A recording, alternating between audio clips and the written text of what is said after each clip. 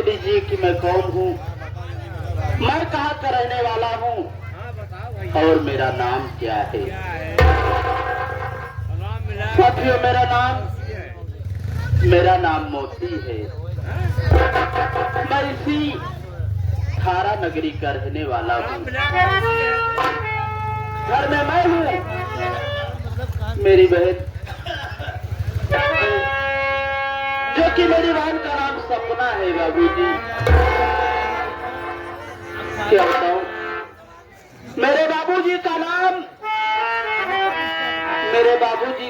गोपी किसान था। घर में मेरी माता जी थी। माता जी का नाम सुशीला देवी था। यहाँ तक कि मुझसे बड़े मेरे भैया थे। मेरे भैया का नाम हीरा था। क्या बताऊं, जब मेरी माँ और मेरे बाबूजी इस दुनिया में जिंदा थे, सलामत थे, तब मेरे बाबूजी इसी धारा नगरी के जमींदार ठाकुर बादल सिंह के यहाँ काम करते थे।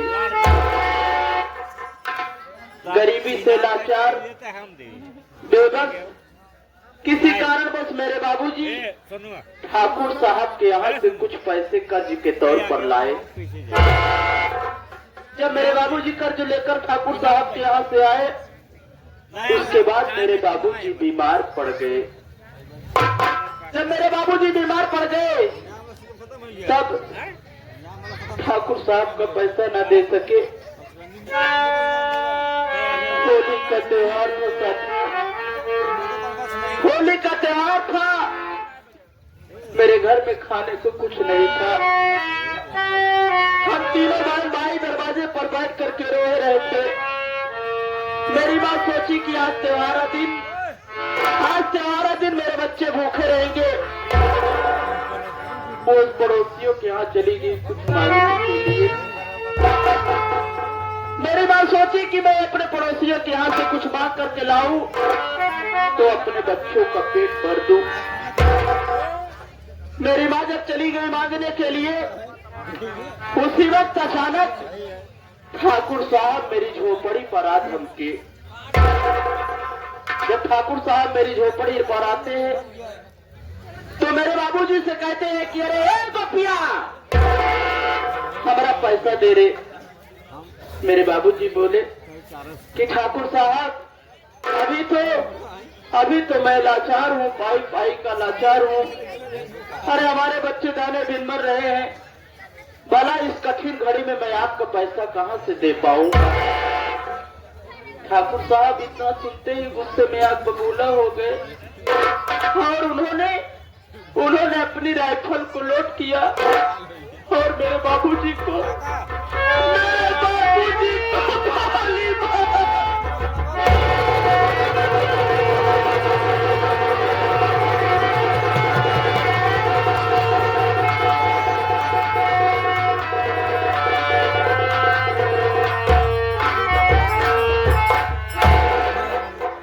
गोली मारा। मेरे बाबूजी खून से लहूलुहान जमीन पर गिर पड़े। और उधर जब मेरी माँ गोली की आवाज को सुना तो मेरी माँ भागती झोपड़ी पर आती है। देखती है कि एक तरफ बाबूजी की लाश खून से सड़ी पड़ी है। मेरी माँ ठाकुर साहब का पांव पकड़ करके बोलती है कि ठाकुर साहब, अरे आप क्या कर दिए। अरे आज आप मेरे जीने का सहारा छीन लिए, मेरे बच्चों को अनाथ कर दिए। आखिर हमारे बच्चे किसके सहारे रहे। इतने में भी ठाकुर साहब को संतोष नहीं हुआ और उन्होंने अपनी जेब से लाइटर को निकाल करके मेरी टूटी फूटी झोपड़ी में आग लगा दी और उसी जलती हुई आग में मेरी माँ को उठा करके उस वक्त मैं और मेरी बहन सपना बहुत छोटे थे। अरे एक कोने में छिप करके सब कुछ अपनी आंखों से देख रहे थे। साथियों, मेरे भैया उस वक्त बहुत बड़े थे, उन्होंने उससे देखा नहीं गया और ठाकुर साहब से भिड़ गए। लेकिन ठाकुर साहब मेरे भैया को ना मालूम कहाँ लेकर के चले गए। तब से लेकर के आज तक मेरे भैया हीरा का कुछ पता नहीं चला। मैं तो कभी कभी ये सोचता हूँ कि शायद मेरे भैया इस दुनिया में है भी कि नहीं है साथियों। लेकिन माँ बाप के मर जाने के बाद मैंने जीना नहीं छोड़ा। यही सोचकर जीता चला आया कि दुनिया में अगर आए तो जीना ही पड़ेगा, और जीवन है अगर देर तो इसे जीना ही पड़ेगा। साथियों, किसी न किसी तरीके से मेहनत मजदूरी करके हम भाई बहन खाने कमाने लगे। समय गुजरता गया, देखते ही देखते मेरी बहन सपना सयानी हो गई। जब मेरी बहन सपना सयानी हो गई, मैं काम किया करता था साथियों, लेकिन उस भगवान से ये भी न देखा गया कि हम भाई बहन सुकून की रोटी खा रहे हैं।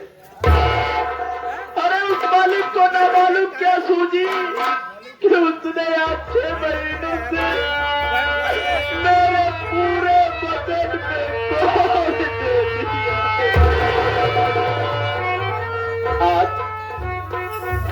आज मैं 6 महीनों से कुष्ठ रोग से ग्रसित हूँ साथियों।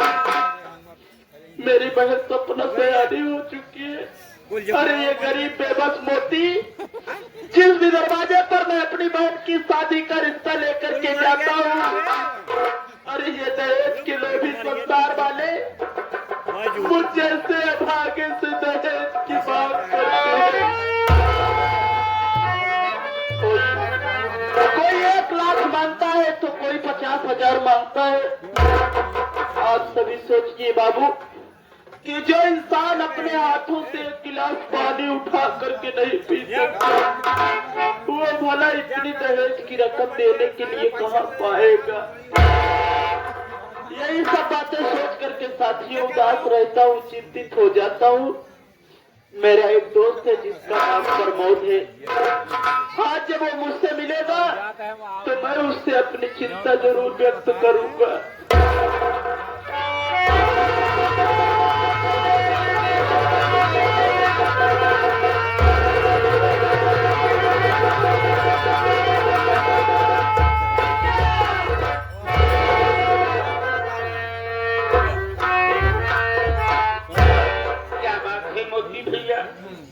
आज मैं क्या देख रहा हूँ, आपके आंखों से आंसू और ये मुरझाया सा चेहरा, आपकी उदासी का कारण मुझे नहीं बताओगे मेरे भाई?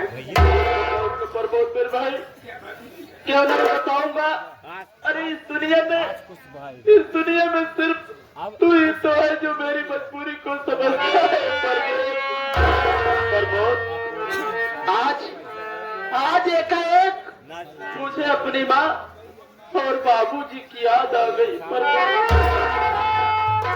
लेकिन प्रमोद, मुझे चिंता इस बात की है कि घर में बहन सयानी हो चुकी है, बहन की शादी करना है, लोग दहेज की मांग करते हैं, क्या करूं प्रमोद? भगवान पे भरोसा रखो भैया, बहन सपना की शादी जरूर होगी मेरे भाई। देखिए प्रमोद, लेकिन आज बहन सपना दिखाई नहीं दे रही है। बहन सपना की बात कर रहे हैं। अरे बहन सपना तो जंगल में लकड़ी काटने गई है मेरे भाई। लकड़ी काटने गई? बैठ करके मैं किस दिन आप बैठ कर इंतजार करते हैं।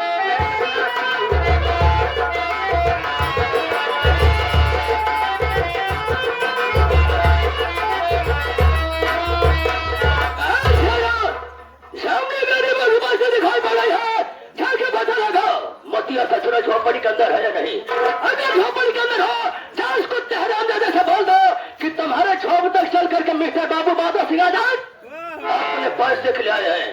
जाओ साथी।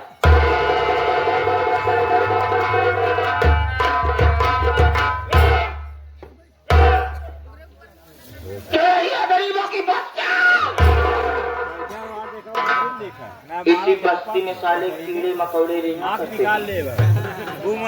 सामने बस्ती भी दिखाई दे रही है, झोपड़ी भी दिखाई दे रही है, परंतु कोई खोपड़ी नहीं दिखाई दे रही।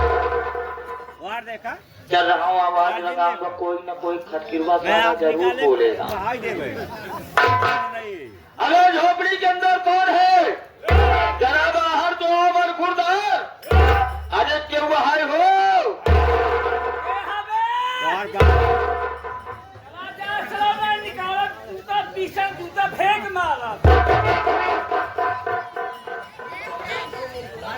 उच्च विचार, नेक संस्कार, बोलने की सभ्यता बड़ी अच्छी है।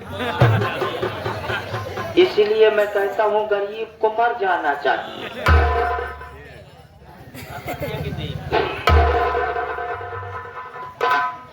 गरीब जब तक जो जूता खाते नहीं, उनके दिमाग ठिकाने होतना। झोपड़ी के अंदर से साला गदगद गदगद कर रहा है। अरे भाई साहब, जरा बाहर तो आइएगा। क्या है रे? ए भैया, क्या गाड़ी वाला कहाँ लेके मेरे? गाड़ी वाला करो।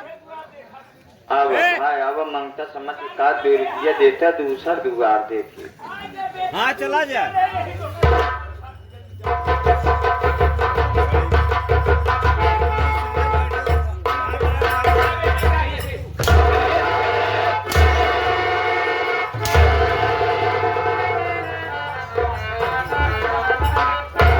क्यों बे साले, बिना समय की पैदाइश दिशा सूर्य की औलाद साले गदगद गदगद कर रहा है। ये पहले बता, मटिया झोपड़ी यही है? मटिया है अंदर बैठा है। जैसा ले उसे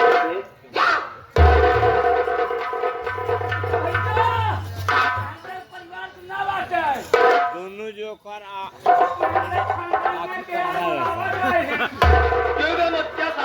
झोपड़ी के अंदर बैठ के आराम फरमा रहा है। तुमको पता होना चाहिए तुम्हारे दरवाजे पर कौन आए हैं। स्वयं चंद्र मिस्टर बाबू बादल सिंह आजाद आए।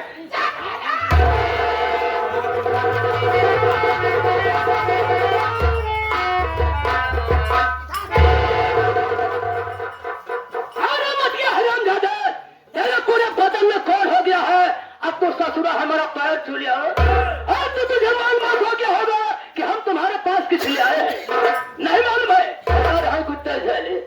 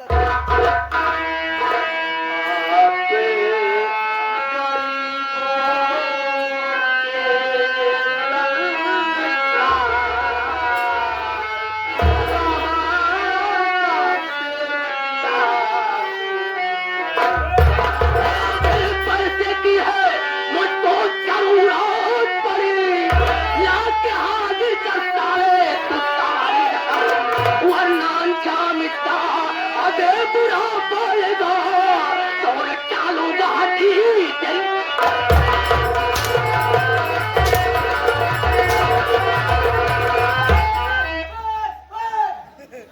भाई भाई का लाचार धामे धामे के लिए मदद अली हमारा पैसा नहीं दे सकता है, घर जाने पैसा नहीं दे सकता है, हाई सिनेमा पे गोली तो खा सकता है। ठाकुर साहब मेरी बहन किसके साथ ठाकुर साहब हरामजादे हमारे पास इतना टाइम नहीं है रे कि हम साले तेरी छपरिया पे डेली आते जाते रहेंगे। साले हम तेरे मौत के सौदागर हैं, साले हम तेरी कहानी खत्म कर देंगे, ना रहेगा मौत और नहीं बचेगी बांसुरी। साले मारने के लिए तैयार होगी कितना साले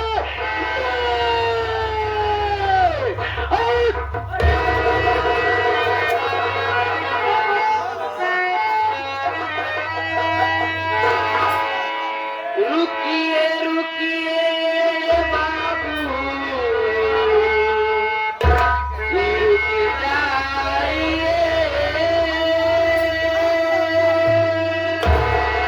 मेरे भैया पे गोली चलाओ नहीं, क्या बिगाड़ा है भाई मेरा आपका मेरे भैया को जग से मिटाओ।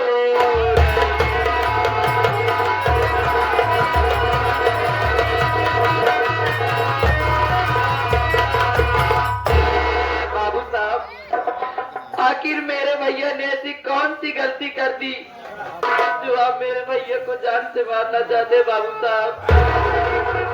इसका मतलब है कि मोटिया की बहनिया तू ही है, तेरा नाम सपना है, जानना चाहते हैं कि हम तेरे भाइयों को किस लिए मार रहे हैं। हमारी बात सुन, बाप तेरा है कर्जा हमारा लिया, है कमीना अभी तक पाया नहीं, कर्ज लेने को आया मत तेरे झोपड़ी कर्ज लेकर के जाऊं कमल।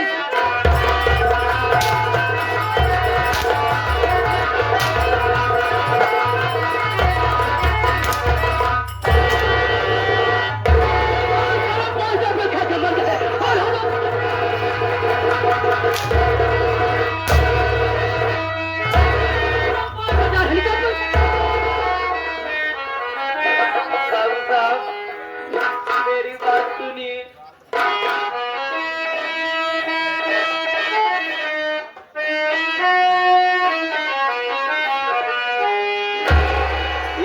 महीने का मौका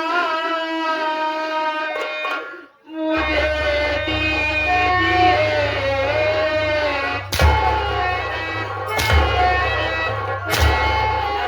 बहुत ज्यादा होता है, हम कुछ 1 मिनट का काम नहीं पूरा महीने का मौका मुझे दीजिए, आपका सारा कर्जा चुका दूंगी मैं।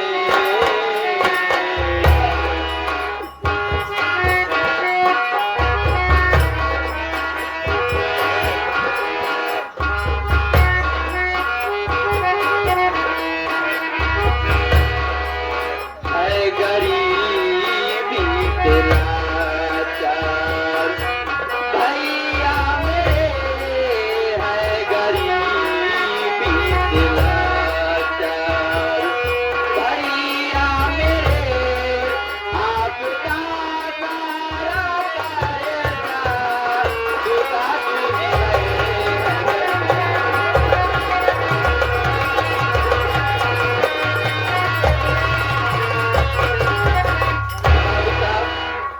आप मुझे 1 महीने का मौका दे दीजिए, आपका सारा मैं कर्जा चुका दूंगी बाबू साहब। अनिल तुझे मौका चाहिए, टाइम चाहिए, सोचोगे समझोगे उसके बाद बताओगे रे विजय। अरे नदी अब तो मौका मांग रही है रे, दिन के? ऐसा पौने में 1 महीने के दे। ज्यादा होता है, ज्यादा होता है। मौका नहीं देना। मौका कतई नहीं देगा, पूरा 5000 लगता भी हाथ चलेंगे। एक और चिकन का नहीं दूंगा मैं, कतई नहीं। मौका देना है बाबूजी। हाँ। तो हमारे तरफ से 2 महीने का। तो साले जमींदार का बाप बन गया है, मैं तो 1 मिनट का मौका नहीं दे रहा हूँ। ये साले का अगर मौका देना है तो हमारी तरफ से 2 महीने के दे दो। इसका मतलब है कि तू साले इसका हमदर्द बन रहा है। अबे साले 40 नंबर गोंद तो तुझको जिंदा जाना है या साले मुर्दा जाना है? तो किसकी हाजिरी करना है? तो मौका कहीं साले तू दे रहा है। बाबूजी इसमें आपका फायदा बा। अरे फायदे वाली बात बताना चाहता है, हमको साले फायदे चाहिए। बाबूजी जरा एक बार नजर उठा के मोतिया के ऊपर देखिए। पूरे भवन में कौन है? कौन काम पर रखेगा? पैसा कहाँ कमाएगा जो ला के साले हमको देगा? अब यही नजर उठा के जरा एक बार सपनों तरफ देखिए। तो मैं कभी कभी सोचता हूँ ये